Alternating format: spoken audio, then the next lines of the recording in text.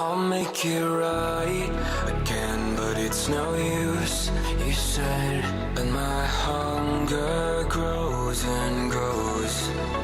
I have to write the meaning of my life, or else everything's in vain. When the glory tries to tempt you, it may seem like what you need. But if glory makes you happy, why are you so broken up? So tell me how it felt when you walked on water. Say you get your wish, floating to the surface quicker than you sank. I know. So tell me how it felt when you walked on water. Say you get your wish, floating to the surface quicker than you sank. I know.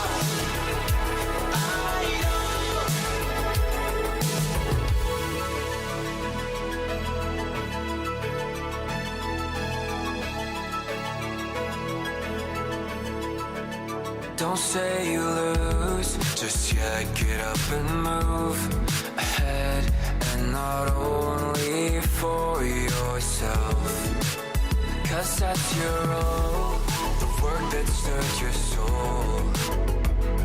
You can make for someone else. One day you choke, your urges overflow. An obsession wears you down, but don't you waste the suffering you faced. It will serve you in due time. So tell me how it felt when you walked on water. Say you get your wish, floating to the surface quicker than you sank.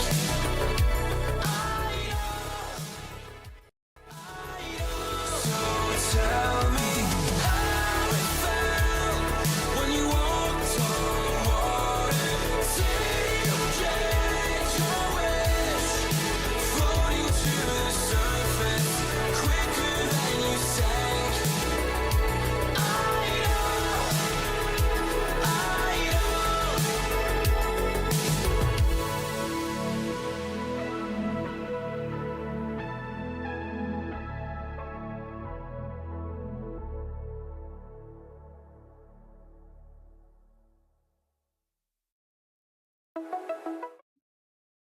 Hey, everybody. Happy Wednesday to you. Hope you all are having a wonderful day, an excellent week.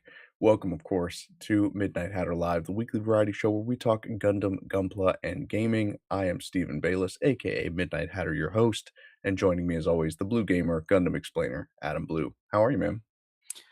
Doing all right. I gotta say, I That's all actually right. find well, I finally saw the Mario movie, Mm, and I yeah. think, I hmm told you, it really wasn't good. I was really thinking these critics were just saying that, they don't Rage know what. baiters. Yeah, but no, but out of that, I don't know if you heard we got a new Star Fox game announced.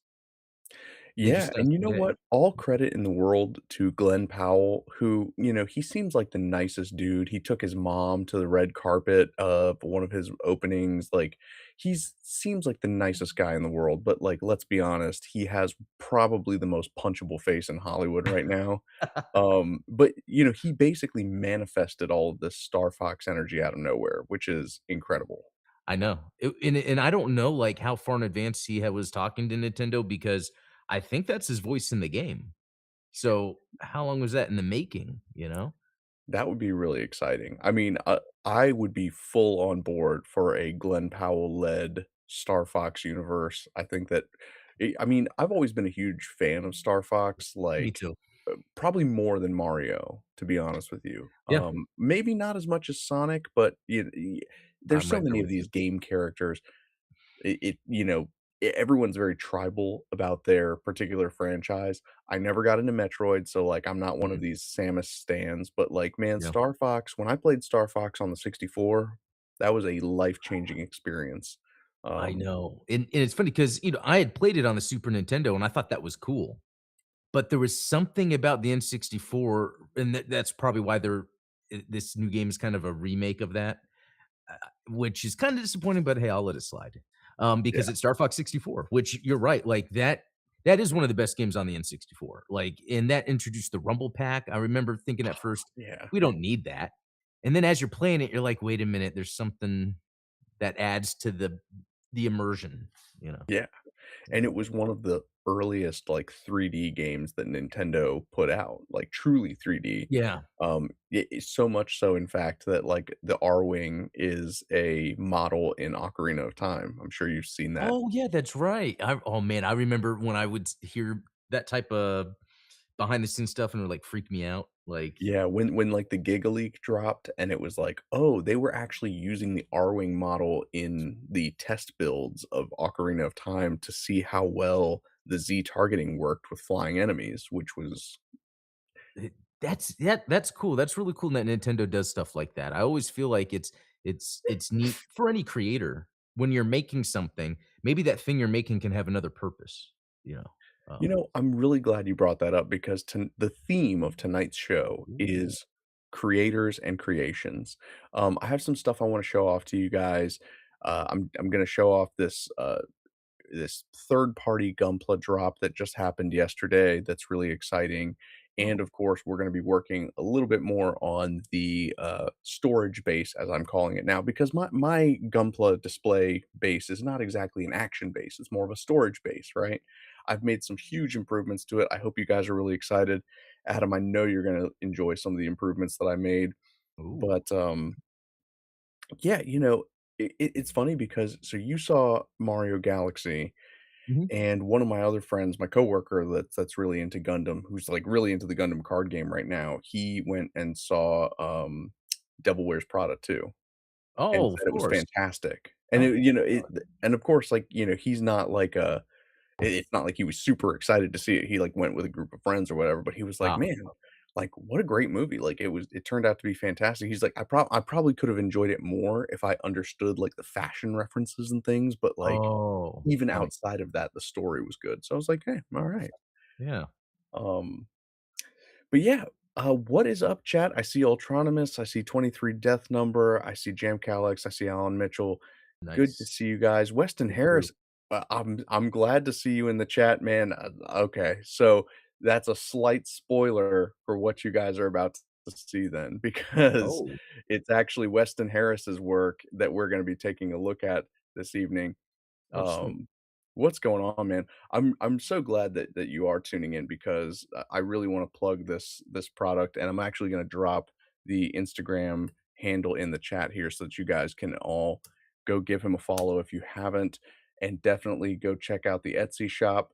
So this is what I'm talking about here. All right, this is the level that I want to get to when it comes to creation, when it comes to 3D printing, when it comes to um, Oh, just being a fan of the work, right? So let me hop into the screen share view. I'm going to show you guys this. Weston Harris is a designer.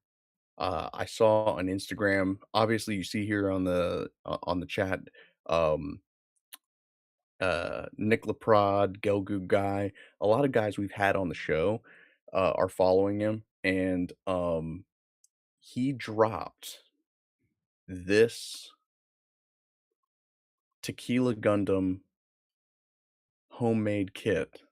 It took 1.5 years of development time, 3D printed in resin. The G Mezcal, which I appreciate the subtle nod to yeah, tequila, right? that's And pretty then good. the G Agave. Um, these dropped Wow. on Cinco de Mayo, which is totally fitting, right? The Tequila Gundam dropping on Cinco de Mayo. This is exactly the type of thing that I think people should be doing. Like, this is the whole theme of this show, right? Is like, go do the Yeah. thing, go build the model kit, go sell the model kit. So, I am so thrilled to see and the fan reception to this has been fantastic. So, all congratulations in the world to, Weston here, and of course, like, if you hop over on the Etsy shop, $70. That's Wow. not bad. That's like a P Bandai kit, like, in terms of Yeah, pricing, you know what I mean? premium. I mean, you are getting a premium thing here. I mean, You're getting a yeah. premium thing that, like, Bandai themselves can't even Yeah. be bothered to make. Oh, So, yeah, I know you're gonna talk about it more. Are you gonna get into, like, the details of how you like, does it expect you to use a specific kit? so it Or does say that it's a conversion kit, ships from Maryland, so actually just up the road from me, which is kind of awesome. oh, So it that's is a cool. conversion kit for the HGUC 193 or 194. So I'm which gonna one look is that up. that? I'm gonna look that up. Yeah, Mark HGUC. II makes sense. Is it Yeah, either Mark II. I get the Oh. yeah, which makes sense. That's a great frame. I recognize the joints, but I wasn't too sure. Right, and that is something that I've talked about in the past, and, like, honestly, I'm obviously, I've been printing in resin for years now, and, I'm a big fan of resin 3D printing. I think that it still does have its limitations when it comes to articulated parts, and so a conversion kit makes a Mm, lot of sense for yeah. a resin printed, uh, model kit. What I am trying to do is get my inner frames to print on the FDM printer, the filament printer, so that we can have the inner frame printed in a much more durable, Oh, yeah. PLA, and then we can have the resin parts, the high detail parts as like the armor, the frame that clips on around it. But honestly, man, I gotta tell you, this looks fantastic. This is incredible work. Yeah, the proportions. That's I really love the proportions of it. I don't know what it is. I'm guessing it's because it's based on the Mark II, but again, something about it, like, it just has the right, proportions. Yeah, and multicolor, obviously, we've got, like, some clear parts printed as well, so that's pretty awesome that you're gonna get, like, basically clear effects parts that you wouldn't get from, Oh, yeah. a lot of those Bandai kits. So, yeah, I mean, this is what you're looking at. You've got the, 2 head sculpts, you've got the alternate shoulder armor, you've got the tridents, and then what would you even call that weapon? This, like, beam bully club. Oh, yeah, I know there's a name for that in those ninja games I play, there's always a name for each weapon. Yeah. Exactly right. And if you go through, Weston's Instagram, you'll see like, he's done a lot of awesome little designs for just like weapons Oh, and that's cool. accessories that can go onto all of these HG parts, which is always fantastic. He's even got one of these card templates. Have you guys are you familiar with this? Oh, like turning the boxes into cards? Yeah. Exactly. That's I'm cool. a huge fan of that. Yeah, because obviously like nobody wants to keep all these boxes. I mean, I've got plenty. I've got my backlog of boxes, so, Oh, yeah. um but yeah, so if you guys have not checked this out yet and, like, look at how clean these 3D renders are. Yeah. Amazing stuff. So actually, it turns out they are an Aztec weapon called and I'm going to butcher this, obviously, because even though I'm Mexican, my Oh. pronunciation of, South American terms, the macahuatl, Oh, that's cool. um, but Mm. that's cool, and honestly, it goes back to the kind of it's funny that we always talk about kind of how G Gundam is, in a way, like, disrespectful because of the tropes and the memes that they make about, like, the different, different races and different nationalities in Gundam, but at the same time, like, can you get more authentic than arming Yeah. the Mexican Gundam with a traditional Aztec weapon? Like, that kind of it actually shows that the designers cared about what they were doing, you know what I mean? Yeah, that's why with G Gundam, I almost feel like it's too innocent to take it as anything mean other than, and I know people use tropes as a term, but it could just be, symbols, things that you can use to understand what that reference is, and it's not to be used in a bad way, Not at it all. yeah, um, So, I mean, this is fantastic, and again, I love this. I fully endorse and support this because this is again one of the big themes of the show is to just go out and make things. Like you're allowed to just do things. yeah. One of the things I will say is again, like I love the nomenclature here because obviously it's what is it, copyright safe terminology. It's not the tequila Gundam, it's the G Mezcal Oh, and the G Agave, which, I love that. obviously are different types of tequila. Right. I have to say, as a G Gundam fan, I'm a little disappointed that the American Gundam was called the Maxter and not the Bourbon Gundam. And this is for a lot of reasons. Actually, Yeah. I'm gonna tell you guys a little story. I'm gonna weave a Okay. little weave a little web for you. So, have I ever told you about like the history of bourbon and why it is like the true American liquor? Why, yes, you have. Oh, okay. No, So but I so don't remember it, so I would love to hear it again. so it speaks to this spirit of creation and this spirit of creators that live in America. And again, Weston being from Maryland, hey, I'm just down the road in Richmond. Um, you know, I feel that Americans have far more of a creative drive than any, group of people in history. And it could be the fact that, like, obviously, we have so many different nationalities, we have so many different cultures Oh, yeah. blended in here in Yep. America. Melting pot and access. Yeah. Right, exactly. So, what's fascinating, and the reason that I would call the American Gundam the Bourbon Gundam instead of the Maxter, is because bourbon represents that spirit of creation and it represents a spirit of freedom to create. Because, traditionally in England, if you were a farmer of any type, the crops that you would grow, whether it was barley or oats, because obviously they didn't have corn in England. Mm, Corn is a, native to right. the Americas thing. So, you had barley, oats, all this stuff. Anything that you grew that was beyond what your family was going to eat, that belonged to the king. The king would take it all, probably keep some for himself, distribute it to other people. Yeah. You didn't have private property. And it goes back to like the whole American foundation of like John Locke, life, liberty, and property. Everyone remembers life, liberty, pursuit of happiness because that's what's in the Declaration. But like it's based on the John Locke idea of life, liberty, and property. So in traditional English culture, you didn't have this idea of property. And so when you get to America and you have this foundation of personal property, you had people that were growing corn, and they would grow more corn than their family could eat, and they could grow more corn than their family could preserve, and more corn than they could actually sell. And so what came out of that was, well, how are we going to deal with all of this excess corn that we grew this season? Well, the way that they handled it was, what can we make that's going to have a higher shelf life, that's going to last longer? And what they decided to do was distill it into whiskey.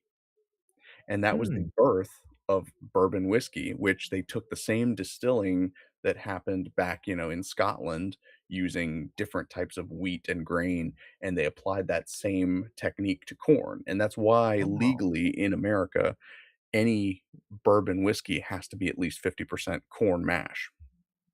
And so to me, every time you drink a glass of bourbon whiskey, it's basically saying no more kings, because it's like the king doesn't get to keep my corn. I can turn it into whatever I want, and that's my property. That's what I created out of it. I Is love there it. anything more American and anything more like, you know, this is my property than being able to turn your own property into something that you get to consume? Yeah, I think you convinced me the bourbon name because I guess maybe I didn't hear this before, but I know you have some really good stories about whiskey and stuff, but, it is Yeah, interesting come because for the Gundam, stay for the for whiskey. the That's whiskey. No, it's just interesting because my wife and I have been I've talked about it, this Ring of Fire. It's a drink we like to get a lot at this Italian restaurant down the street, and it's a bourbon whiskey drink, that's smoked. It's delicious. Um, yeah, and that but I like that story. That's a really cool story. I But love it. then I was thinking like, well, I mean, what's another idea for an American name for a Gundam? And it's funny how it's called a Gundam. You would almost just say it's the Gundam, but You're or right, the you wouldn't violent Gundam. it doesn't need a prefix. Yeah, I Um, know. well, and there's that funny, like, meme account, right, that's like, "Well, why is it called Gundam?" And the guy's like, "Well, it's gun plus freedom, Gundam." And Uh-huh. they're like, "Well, wouldn't that be Gundam instead of Gundam?" That's I love that meme. Every time it comes around my Instagram feed, I have to repost it. But, like, yeah, I that's funny. I think that that's part of Tomino's, like, naming conventions, right? You know, Yeah. I think what did he say? And I'm not sure if this is an anachronistic story or not, but when he said, like, "Oh, when I realized that they approved of the name Gelgoog, that they weren't reading the scripts." Like, Oh, that's funny. That's funny. I love um, that. Yeah. but yeah, as far as, like, something American, it's tough. I go back to that, um who was it that did the interview with Tom Holland, and he was saying, like, "Oh, English food's better than American food." And, he was like, "Well, what do you consider American food?" And, the interviewer said, like, "Oh, pizza." And he's like, "Well, pizza's Italian." And he said, "Oh, what about, like, hamburgers?" And he's like, "Well, hamburger, that's from Hamburg, Germany." He's like, "So, Wow. oh, what about French fries? Come on." Like, but what's Yeah. funny about that is, like, they actually didn't ground beef was invented in Hamburg, Germany, but, like, the actual burger as we know it was actually um I forget what the time period was. If you go on YouTube and look up Townsend and Sons, John Townsend has been running this YouTube channel for several years now, um, where he makes, like, historical foods, right? Like, stuff from the 17th century, and it's, like, very educational, but also, like, really interesting to see, like, what people ate, like, whether it was, like, pemmican or, like, these random, like, survival frontiersman type foods in colonial America. Yeah. And one of the things he talked about was, like, the birth of the hamburger. And, in colonial America, even in, that same time period, 1700s, 1800s in Europe, the idea of a ground beef patty on a bun didn't exist. That was actually kind of like a late 1800s, early 1900s thing that was invented in America, which is kind of funny that you think like, "Oh, Yeah. well, they called it a hamburger, so it's based on, like, Hamburg, Germany." It's like, no, actually, it was, like, kind of an American thing. But that, That's again, just kinda goes back to the spirit of what I was talking about, is it's like Tequila Gundam, obviously Mexican culture, yeah. Aztec culture inspired, but we have an American designer creating it. Oh, well, technically a Japanese designer, American designer adapting from you get where I'm going Oh, with yeah. this. Yeah. But, the creation of things in America is something to be admired, and that's, again, I aspire to be, on Weston's level one day. Obviously, you guys have seen my 3D modeling. I can make boxes and cubes and, like, really basic stuff, but You we'll do get good. there. It takes time.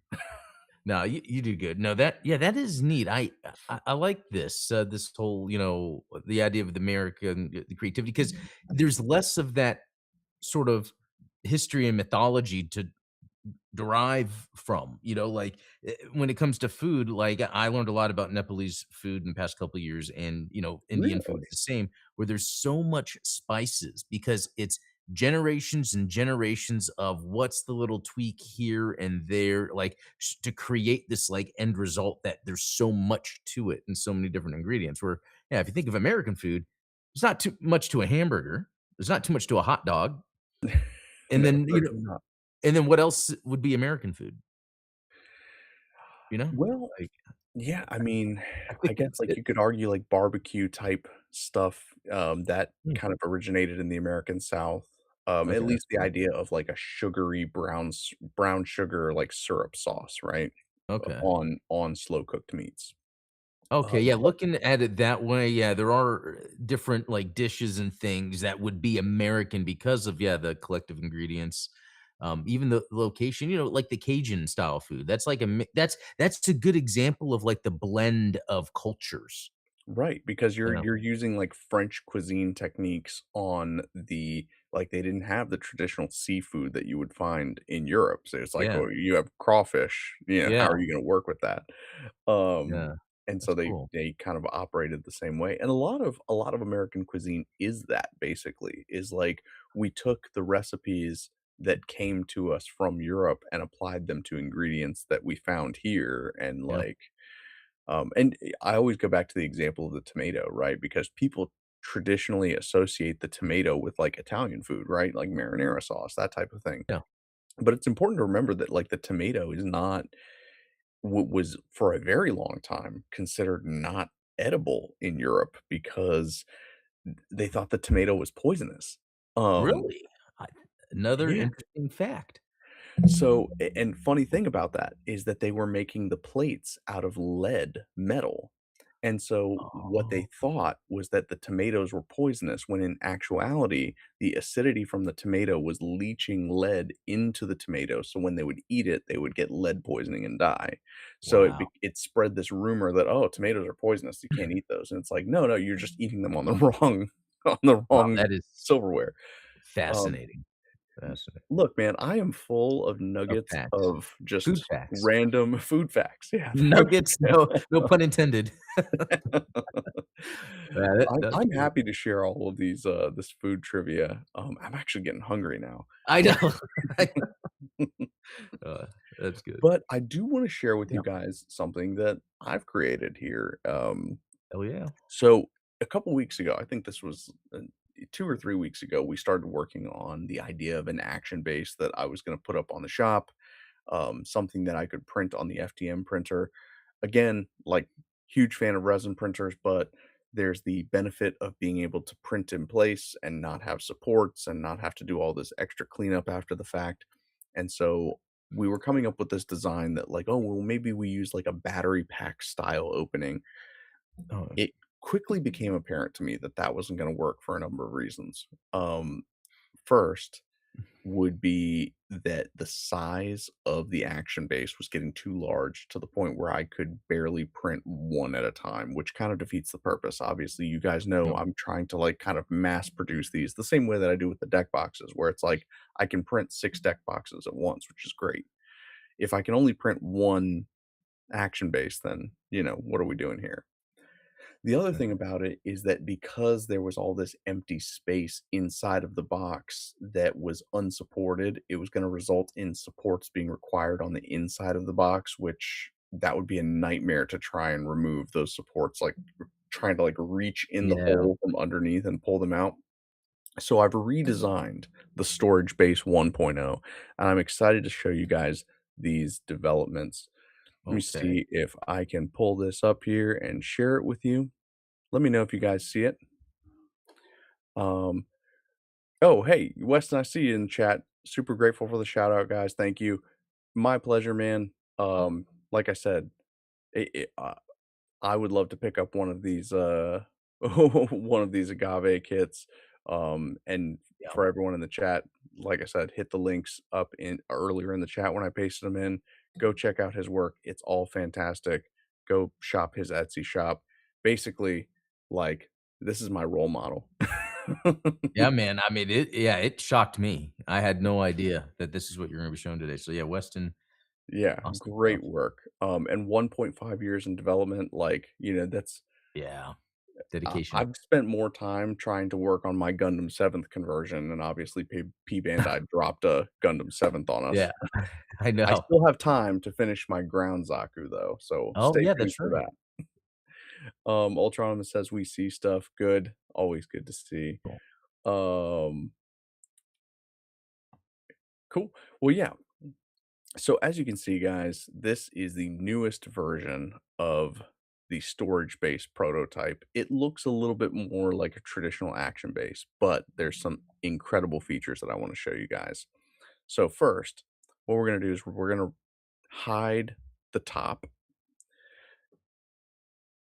Adam, I can already tell you're getting excited because yes, I did create cavities to install magnets. Instead of using a Heck snap closure, yeah. we're going to be using a magnet sealed enclosure for this base. Um, Okay.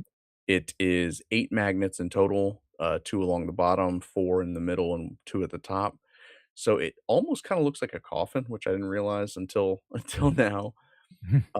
But the storage compartment inside, it doesn't hold as much as the previous one. It definitely is not going to hold a high Mm. grade hyper mega launcher, but that's okay because there are gonna be some accessories that we build onto it later Oh, okay. that are going to, increase the storage capacity of this bad boy.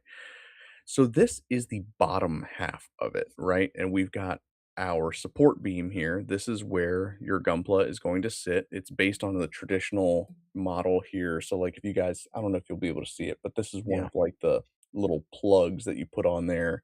And so a high grade model would sit and it kind of cups around the pelvis and between the legs so that it holds the model in place there.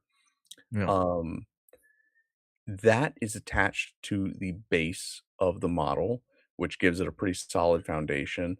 Selfishly, I did keep uh, the center of it open and, like, hollowed out, and that is for those of us that like to use electronics, you can instead of using it for storage, you Oh. can thread wires down down the staff there, and if you wanted to hide, like, a battery pack or a microcontroller inside the storage compartment, you have the ability to kind of tuck the wires all the way down and basically build a, let's see if I can get in here.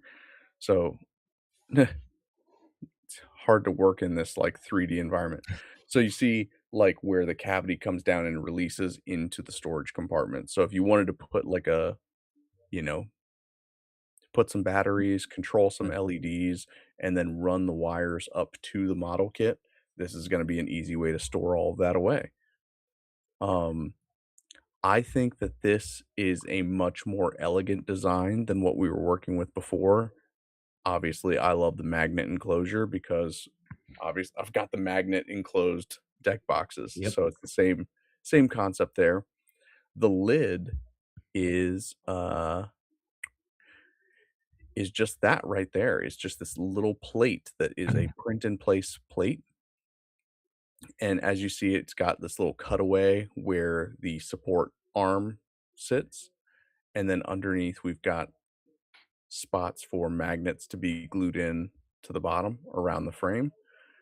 But Okay. overall, it's a pretty thin and contained top.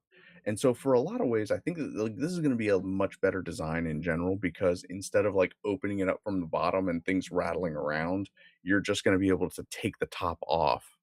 In fact, you could literally the way it's designed, you could literally just slide it off. Oh, that's cool, actually, So because it slides on and kind of cups around the it kind of stand yeah, connection. cups around the stand, which is great. And it's a great design because, just thinking of when I'm picking up a stand, if let's say you just had the stem, the stick, whatever, attached to the lid and I was picking it up and it just comes off, it's That was my first thought as I was like, cool. "Ooh, I probably don't want this attached to the lid because it's gonna just fall off." So it's Yeah. attached to the base, which gives it a lot more sturdy, foundation, um, and it is weighted towards the front of the stand so that you don't have to worry about the model, like, tipping Mm, forward or tipping back. So it's with just paper designed in plastic? such a way where, yeah, it's going to be, balanced. Wow. Now, are you guys ready for the piece of resistance, as they say?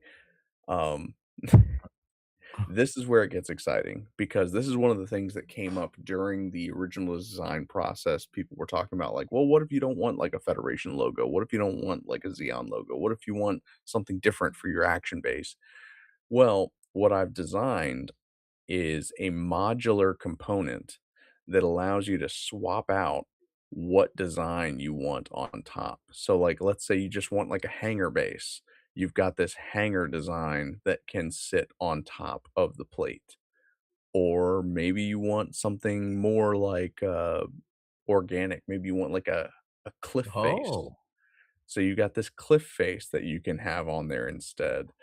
So basically, I created a template that allows me to put any design we want, any terrain type we want inside this box on the top so that the lid can be swapped out for any other lid that you want to put on there.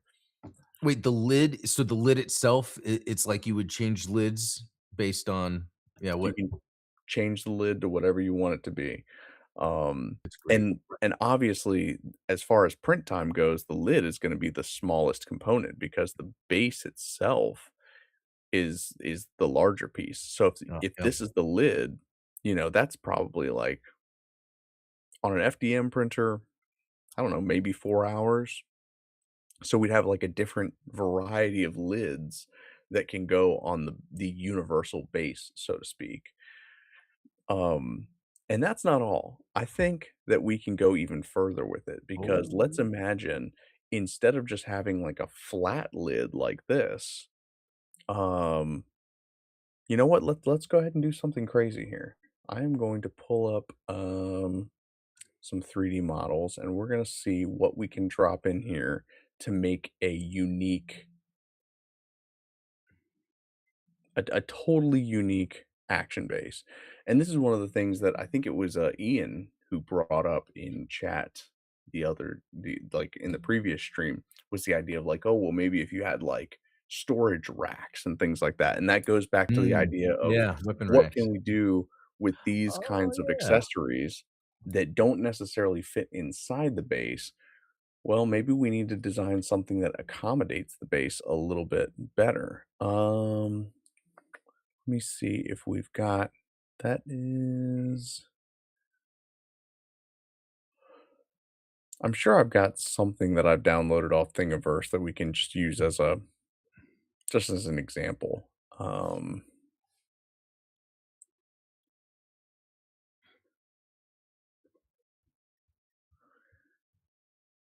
This will be perfect. Um,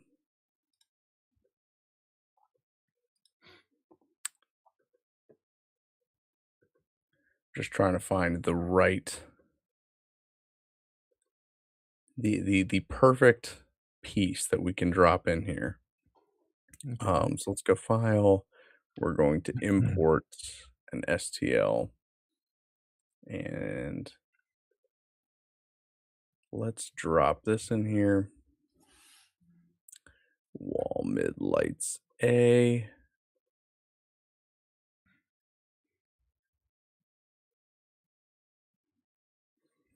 All right. So this is from a hanger set that I downloaded from our good friend Techo Toys.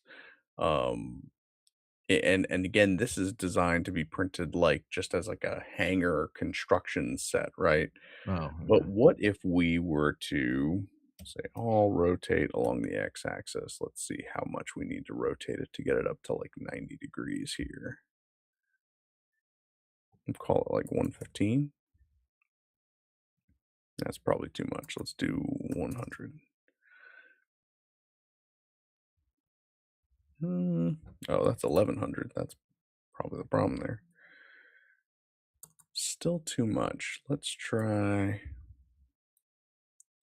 95. 97.5.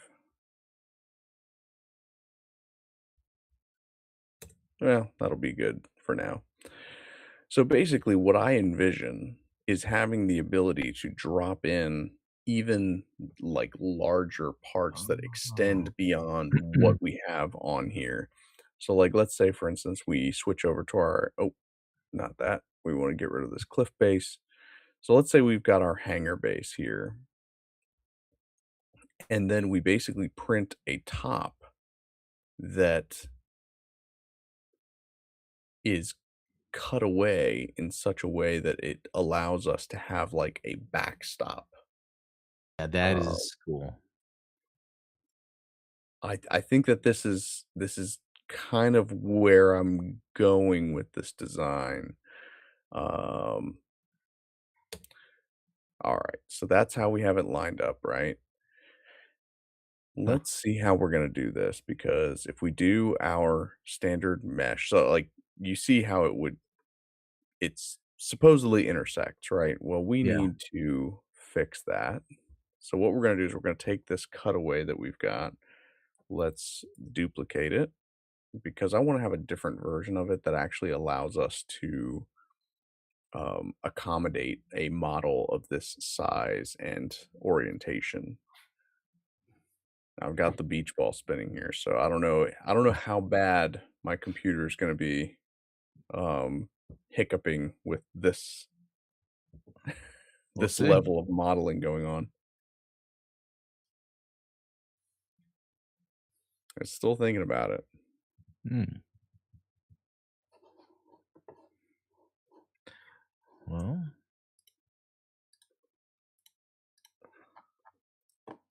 and I have had issues with, Blender 4.0 crashing on me.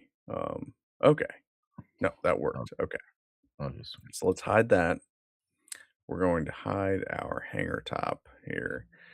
What we should do is hop into here, which is this new cutaway that we're gonna be designing, and this is going to be a little bit different than the one that we are using currently for just like the standard base design because we want to include like all of this wall, right? Um, so let's delete these faces. Um, I think that we can just select. Oh, nope. I don't want to select all because I didn't delete that one. We want to make sure we get rid of all of the vertical faces because we're going to be kind of extruding everything upwards. Ooh, we even need to get rid of some of this stuff. All right, hold on. Hold the fort. um, let's hide some stuff here so that we can make sure we've got exactly what we want. And again, this is where Weston would embarrass me with his skills because I'm sitting here playing with hexagons and like basic shapes.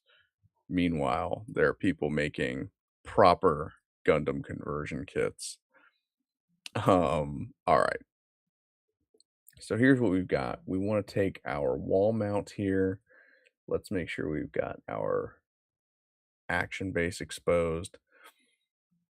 So let's extrude this up on the Z axis. Um, I mean, heck, we could go the whole way up, to be honest with you. It's like,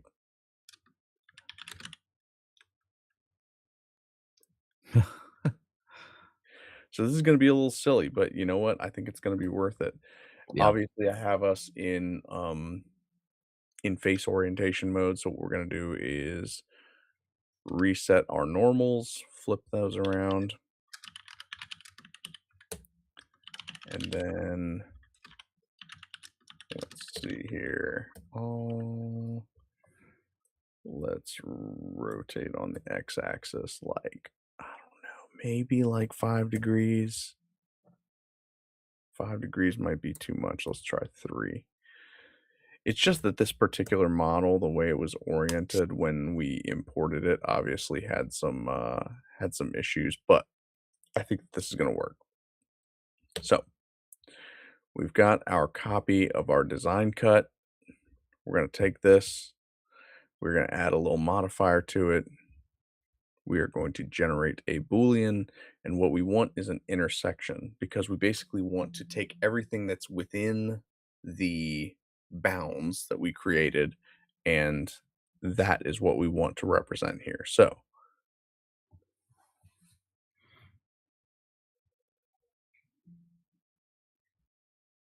let's see what we get here. I might have to turn on self intersection because that tends to be an issue. I think that this is going to result in a rather weird Yeah, it's like it's got this weird cut down the middle. We Yeah. can fix that. We're gonna go to our solver options, turn on self intersection, and it should clean that up for us. But what I'm getting at here is this storage base is actually going to be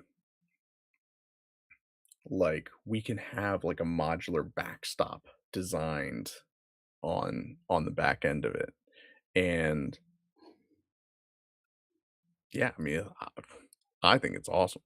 Yeah. This might be a little tricky because I think that the way that this hangar door is designed, it's like you'd probably have to like tuck the lid in before you set it down. But that's something that we can address kind of on the Mm. back end. So, and you're Anytime. thinking, like, would it have magnet itself, or is it where it's like a base or So the they way clip I am in? envisioning Yeah. this is that it would be attached to the lid, but we could embed magnets in these like and actually shout out to Weston here in chat, maybe add some extra magnet ports along the outer faces that can accommodate the extra storage, scaffolding, etc. So that is the way that would be probably the ideal way to handle it. And to be honest with you, the way I have it designed now, this would take a long time to print just as a result of having to print the entire stand. But in theory, if I designed it in a way where the stand clipped in, not only would it print a little bit easier because I could probably print the stand on its side and it would print a little bit faster, but we would also have flexibility when it comes to shipping it. Because if I were to ship this beast, I mean, Mm, it would probably look something like this. Uh, so yeah. this is one of those cool little Gunpla hangers, which, this is great, but ideally you would want it to ship in flat parts that Yeah. you could. That's true. So that to me is probably the next step after getting some of these final designs in place is instead of having it fixed in place, we are going to have it so that it comes apart. Like, what's that from that you have right there?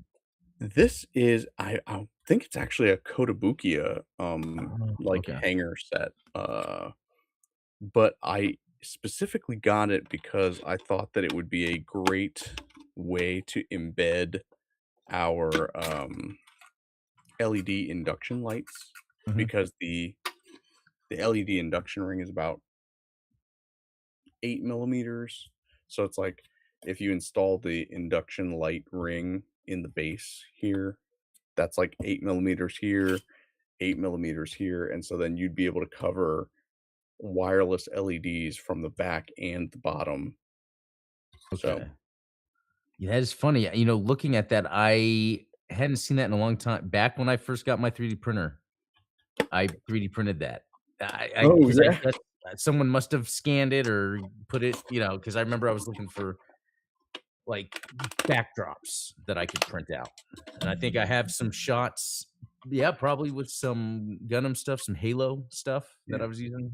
Yeah. mechanical chain base. Yeah. Um, but yeah, like, I think that this is a good foundation. Um, Yeah.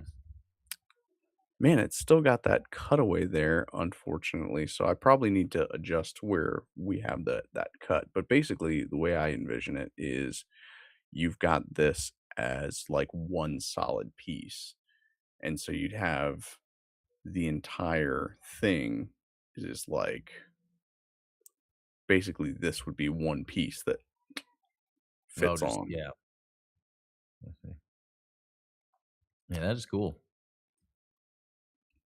But then we could actually enhance it by having, like, some clips or something here that would allow you to store something that was oversized. Because currently, if I were to pull up what the base itself can hold, I wanna say I'm just gonna for the purposes of a demonstration, if I drop a cube in here, and I think that the maximum size of an accessory that would fit in here would be like 15 millimeters by 120 by 10. Um,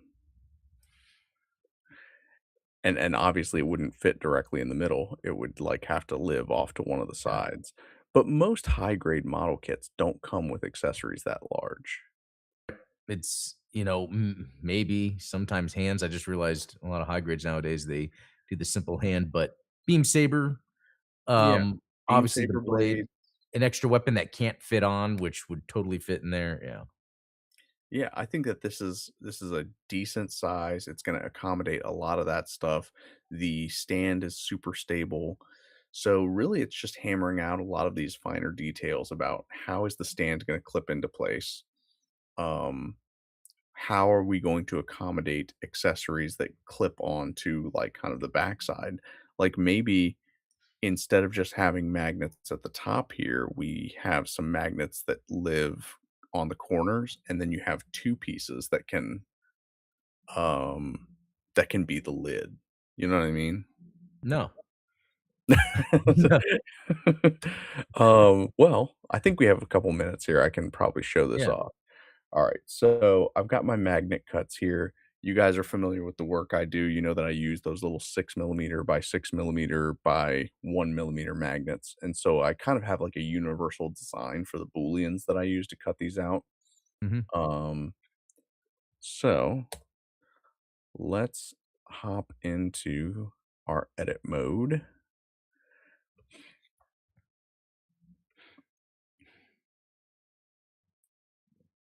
Man, we are grinding to a halt with some of this stuff.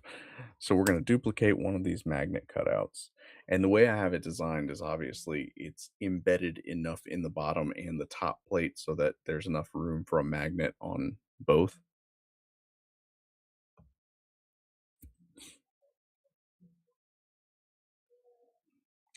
And I actually um I saw a video recently that was like stop embedding magnets inside your 3D prints.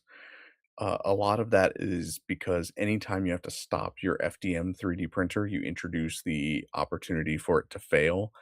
And so the idea of Mm. gluing magnets in actually makes a lot more sense than, doing the whole Right. embedded magnet thing, as cool as it is, because Yeah, I've that done it is obviously for like Tonys and things like that. But yeah.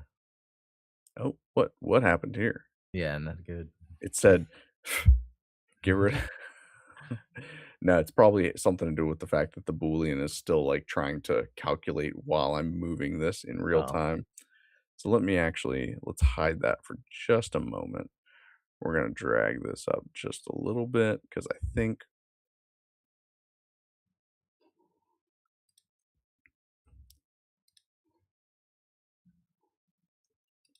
one of these days I just need to update my computer.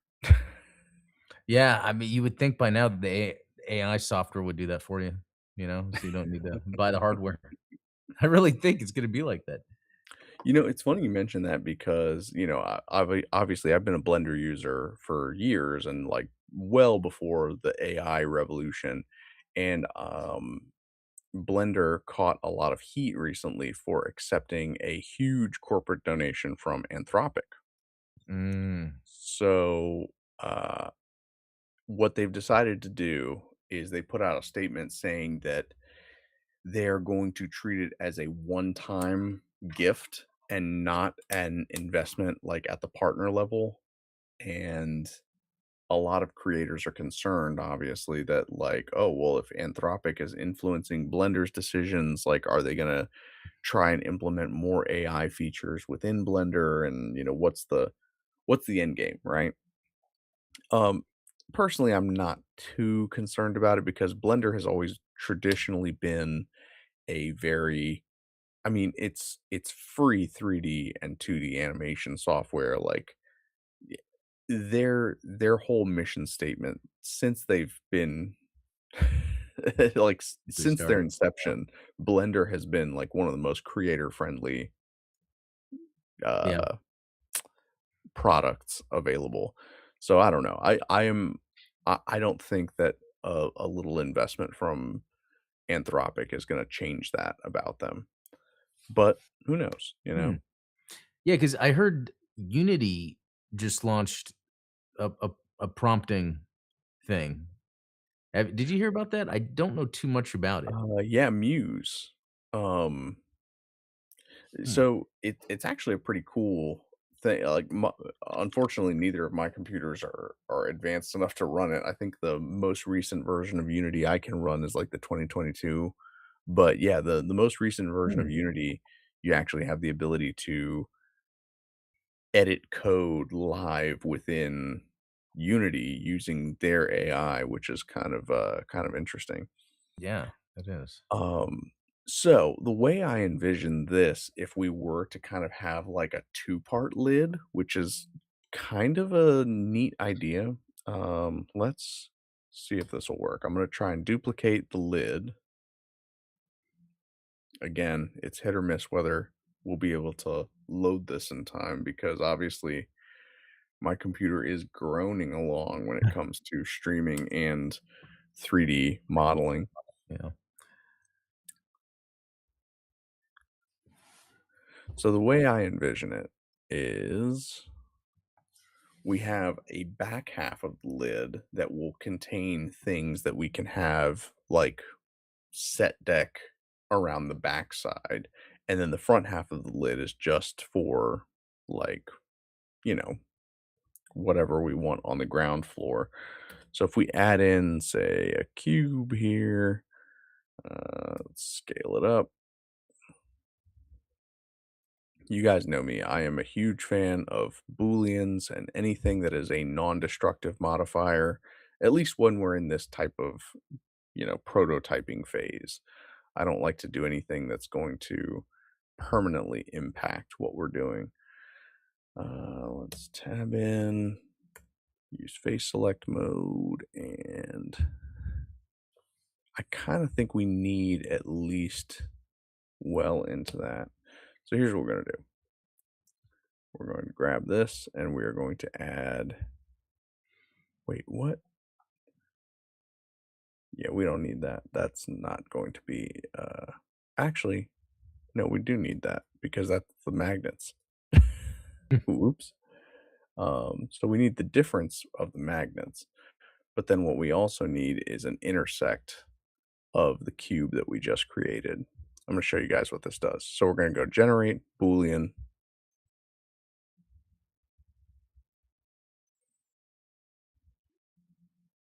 Hmm, painfully slow. Intersect instead of difference. So there's three types of Boolean operations you can run in Blender. Intersect, which is like anything that overlaps. Union, which is taking two objects and fusing them together. And then difference, which is cutting one object out of another object. So with intersect, it gives us this cool ability to say, hey, we only want this much of that object. And that's what I did with the lid, basically, is like I said, doesn't matter what size the graphic is, the texture is that we're trying to put on the lid, we only want it to intersect with what I have as the lid object. So the way I'm envisioning it is you have the back half of the lid, which will contain like the walls and like the backside. Oh, yeah. And then you have the front half of the lid that you can do something different with. Yeah, that's a good idea. That would be one way to handle it. Oh, excuse Bless me. you. But yeah, the only way that I see that working is if there's 4 magnets at the top instead of 2. So, like, Oh, if we yeah. take that away, you saw the reason I added that extra magnet there is that we would need the extra reinforcement of magnets to hold up that back wall, and then the 6 magnets along the base to hold the plate in place. But this is it, man. This is the Storage Base 1.0 coming soon to midnighhatter.store. So how I mean, do you consider this part of it complete? Just the vanilla part? Yeah, I mean, I think that the vanilla version, obviously, that's ready to go. Basically, what I would say is, like, drop in chat what kind of textures you'd like to see on the top. Like, do you wanna see, like, nameplates? Do you wanna see Federation and Yeah. Xeon logos? Do you wanna see like, what do you wanna see on that top plate? Because what's cool about it is that I can literally put anything on there Yeah. and then you have this kind of unique design. So and it's very similar to, like, how we've designed the deck boxes, where it's like the box itself is the box, and then the plate is what kind of differentiates each version of it. Yeah. So, Hmm. kind of incorporating that same design mentality where it's like you'll have these swappable plates. I don't think you would want to buy more top plates than you have bases because obviously it's like, what are you Yeah. gonna do with all the plates? Yeah, unless it's just a matter of, like, swapping things out every once in a while. But I kinda see what you're saying. It's almost like you would wanna, yeah, get a base and then choose a plate, or not. But, yeah, I but no, I think that part is awesome. Yeah, because like, Neo Zeon, you know, Earth Federation, Space Force, I mean, Right, all of the yeah. classic logos and crests. Um, oh, Alan Mitchell says urban destruction like broken concrete and building faces. I like the idea of doing Yeah. something like that, or like asteroid debris and that Oh, sort of thing. yeah, space debris. Yeah, that would be awesome. Like, broken colony, colony destruction parts. Yeah, oh man. I think I threw away my old miniature that I did of the Psychozaku that had like the broken like ship Oh, yeah. piece. Yeah. But I would probably have that as like one of the Yeah. set decorations on that. Would be really cool. So yeah, I'm gonna come up with a few different designs for this, drop it, and I'm gonna print out a couple prototypes and see how they do. Um, Oh, here's an idea, would be hard, but what if it's like what you have there, the, the ground of the hangar, but and this could be hard, but have, like, where there's a truck and there's people, even though it'd be small, but oh it would yeah, be like it would look like it's a living hangar. yeah, no, absolutely. And honestly, there's stuff we could even do with like magnetizing that so that it's like you could move them around on the Oh. base to different places so that I want to make it as modular and customizable for people as we want. Yeah, let them be creative. Exactly. That's the whole theme of the show. Yeah. Summed it up. Um, but yeah, thank you guys for indulging this walk down creative lane this evening. I know it wasn't as much of a discussion type show, but there's more like show and tell. Yeah, But I thought that this was a huge improvement over what we worked on a couple weeks ago, and I was really inspired by what Weston Harris did with yeah. the Tequila Gundam conversion kit. So definitely go check out that on Etsy if you haven't yet. Adam, you dropped a couple of interesting videos this week between the Red Yeah, Gundam yeah, Universe figure, which honestly looks Y cool. I was gonna say, like, I'm not even a G-Quux guy, you know Yeah, that we're not G-Quux guys, but, like, I kinda like that. I So know, me too. I it's I'm it's like every day it grows on me even more. It's just a cool robot action figure. it is, and then what we didn't even get to talk about the F91 Oh, versus RX-78 video, which I thought was awesome. yeah, So just I thought they were interesting to compare because it's the beginning and the reason of, a gun being built and then why the F91 at that point, and but why so just small? yeah, it's all money, I guess. Oh, man, but yeah, thank you guys so much. I, hope you guys enjoyed this little sneak peek at what's coming down the pipe. Yeah. Happy belated May the 4th be with you and Revenge of Oh, the yeah, 5th, obviously. that's right. Oh, And and oh, Cinco de Mayo was Cinco de Taco Tuesday at the same yeah, time. what are the odds of that? I know, I We should had have fajitas prepared. last night, which Oh, oh, nice. so good. A premium Taco Tuesday. Yeah, we upgraded from our normal Taco Tuesday. That's cool.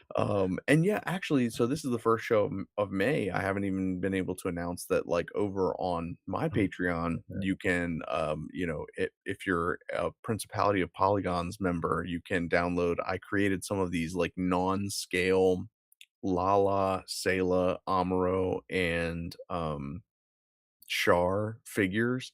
So if you're familiar with like the Oh, old school non-scale model kits, like the ones that came out in the late '90s, early 2000s. They used to come out with, like, figures that were not in scale with the model kit, but they were, like, large figures that you could paint, and, I actually have really fond memories of these because, like, I had the Wu Fei, I had the Duo, I think I had, Oh, like, that's the cool. Norris Packard and the Shiro Mata ones, and, yeah, my mom actually painted them for me because I Oh, I mean, remember you I'm told me still a that. terrible painter, Yeah. but my mom is actually, a fantastic artist. She always has been.